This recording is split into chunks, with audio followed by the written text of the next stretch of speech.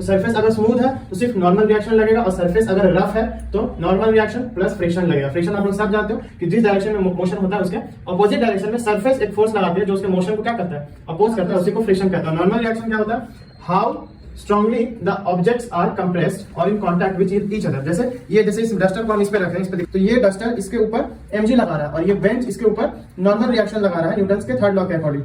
तो इसके ऊपर जो नॉर्मल रिएक्शन लग रहा है आपका, ठीक है, तो ये बताता है कि ये दोनों के बीच में कंप्रेशन कितना स्ट्रांग है। मान लेते ज्यादा भारी ऑब्जेक्ट होगा तो ज्यादा mg लगाएगा नीचे, नॉर्मल रिएक्शन भी ज्यादा होगा। नॉर्मल रिएक्शन क्या बताता है, how strongly the objects are compressed, ठीक है, और in contact with each other.